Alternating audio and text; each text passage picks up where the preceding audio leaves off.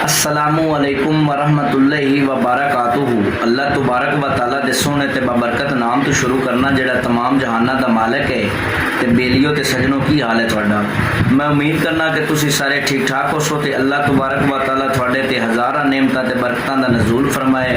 ते तुसा मेरे यूट्यूब चैनल रैज़फर इकबाल ट्रिपल के वेख रहे हो ते मेरे चैनल नूं सबसक्राइब भी करना है, लाइक भी करना है ते बैल आइकन नूं लाजमी दबा लेना है। ते अज दी गल शुरू करने हैं। गल इस तरह है कि एक ना शहद का कतरा ना माखी का कतरा ते शहद का कतरा जमीन ते गिर पाउंदा है। ते जदों गिरदा है ना ते कोलू एक ना चुंटी ते कीड़ी भी गुजर रही होंदी है ते गलती दे नाल ना वो शहद नूं चख लैंदी। ते जदों चखदी है ना शहद मिठा बड़ा होंदा है, उन्होंने चस ते मज़ा बड़ा होंदा है। ते वो किसी काम जा रही होंदी है कीड़ी ते चुंटी जिहड़ी होंदी है वो किसी काम जा रही होंदी है। ते जदों चखदी है ना उन्होंने चस ते मज़ा आवन की वजह तो ना एक बारी तो काम भी भुल जाती है, लेकिन थोड़ी देर बाद उन्होंने काम याद होंदा है ते जावन लगती है। ते फिर हिरस ते लालच ते वो शहद की मिठास जिहड़ी है ना उन्होंने आंदी कि थोड़ा जिहा होर मैं इनू चख लवां, चीज़ मिठी बड़ी है। वो फिर चखदी है, फिर जावन लगती है। तो फिर कीड़ी ते चुंटी जिहड़ी है ना आखदी है कि थोड़ा जिहा इनू मैं होर चख लवां, खा लवां, मज़ा बड़ा आ रहा है, इंदे च मिठास बड़ी है, ये चीज़ मिठी बड़ी है। ते वो फिर चखदी है ते फिर उन्होंने काम याद आता है। ते फिर वो जन तुरन लगती है ना तो फिर उनका दिल करता है, लालच ते हिरस हावी हो जाता है। आखदा है भी ये ना इतना मिठी चीज़ है, इतनी मिठी चीज़ है, कदी इंदे च मैं ना इंदे विच वड़ जावां ना, इंदे अंदर दाखल हो जावां ते रज के इनू खा ते पी लवां ना ते कितना मज़ा उसे।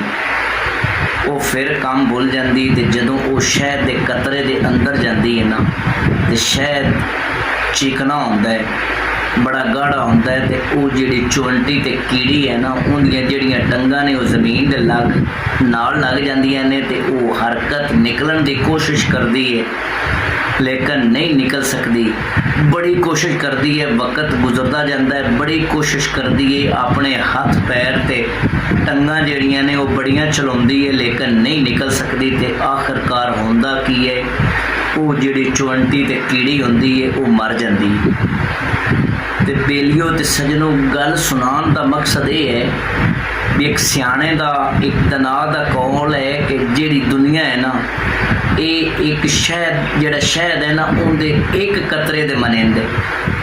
जिहड़ी दुनिया है ये शहद का एक कतरा होवे ना ते उनके तरह है, सिर्फ उतनी एक है, ज़्यादा नहीं है।